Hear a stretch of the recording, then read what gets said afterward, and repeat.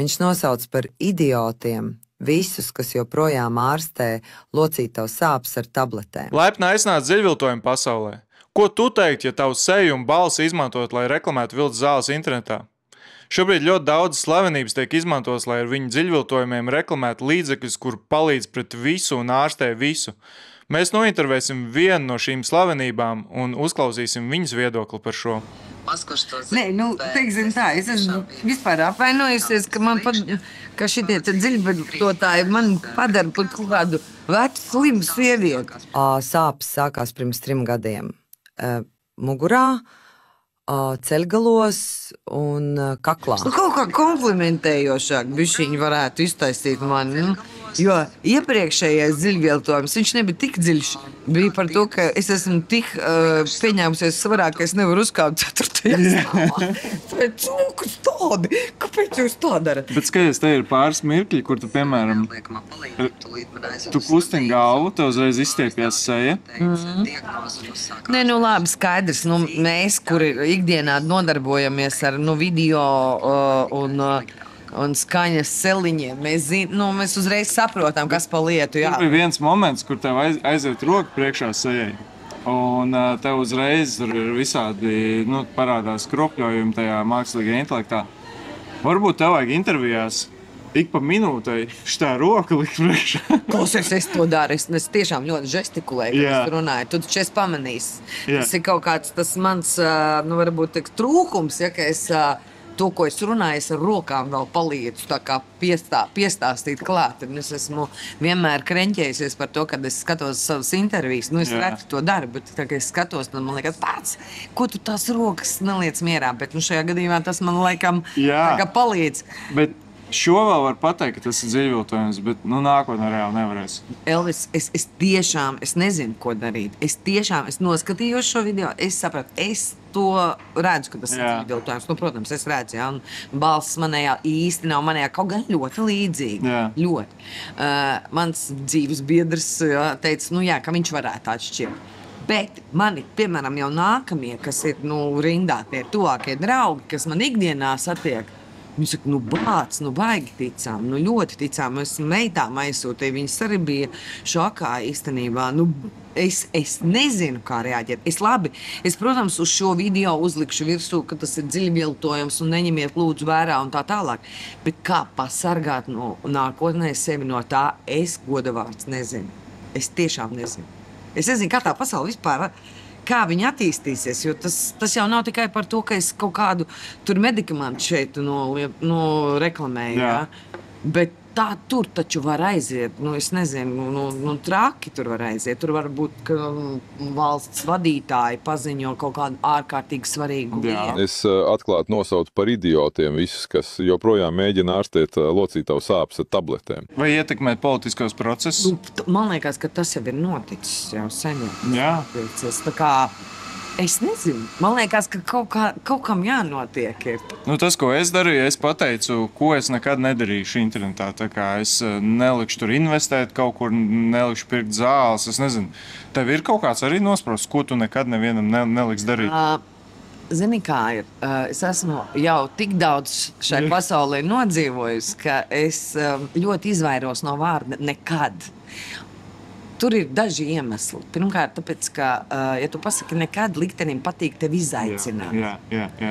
Otrs ir tas, ka pat labam es esmu reāli laimes lutekli, ja? Tāpēc, ka man viss ir ok, viss man labi. Un man dzīve piespēlē situācijas, kurās es labi orientējos un es tieku ar viņām galā.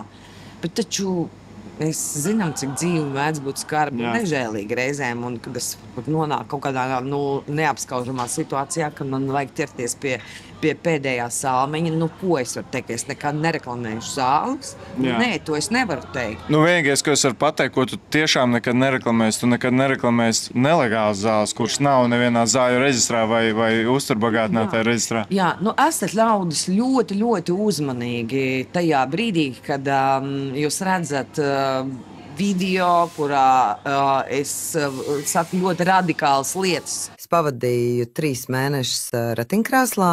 Pēc es bijusi invalīdu krēslā. tad jūs noteikti būtu pamanījuši, vai presē tas būtu izskanējis, vai es pati to būtu paziņojusi, ja, ka es esmu, jo es esmu publisks cilvēks, reizēm kaut kādas pat nepatīkamas lietas ir jāpaziņo publiski, ja, lai nerastos kaut kādi mīti un leģendas, kā piemēram šajā gadījumā. Un vispār internetā meklēt medikamentus, tas ir ļoti, ļoti viegliprātīgi. Blakus parādības no medikamentiem ir tik nopietnas, ka tās jūs nogalinās ātrāk nekā pats artrīts vai osteoporoze. Vienīgie cilvēki, pie kuriem jūs varētu to darīt, tie ir dakteri. Nedariet tā. Šeit arī Zatlerkungs ir dziļi viltots. Bet es godīgi sakot, es tiešām nezinu, ko darīt. Tas, kas ir jādara, man liekas, vairāk ir jāsaka, kad ir reģistrētie zāļu tirgotāji, kas ir aptiekas, kas ir izplatītāji. Nevar vienkārši Facebookā kaut kāda tur no-name lapa tirgot, nereģistrēt zāles, un tikai tāpēc, ka to teica Baiba. Jā, tāpēc... un arī tās notievēšanas tabletes es neesmu reklamējis, tas arī ir viltojums, un arī kaut kādu tārpu parazītu izdzīšanas tabletes arī es neesmu reklamējis, tas arī ir viltojums, un, patiesībā, jā, es gandrīz varētu teikt arī tā, ka, tur, kur es reklamēju medikamentus, esat ļoti uzmanīgi, pārbaudiet, vai zāļu reģistrēt vispār eksistē. Un lūdzu uzrakstiet man personīgi Instagramā vai Facebookā. Uzrakstiet man personīgi. Nezaudējiet iespēju uzzināt vairāk.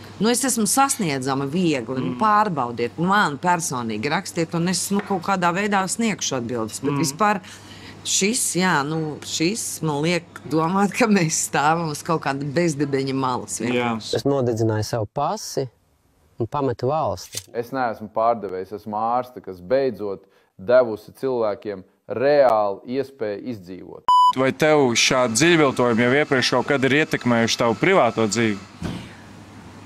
Nē, laikam, jo tāpēc, ka mani draugi un mani rādi mani var sasniegt ļoti, ļoti ātri.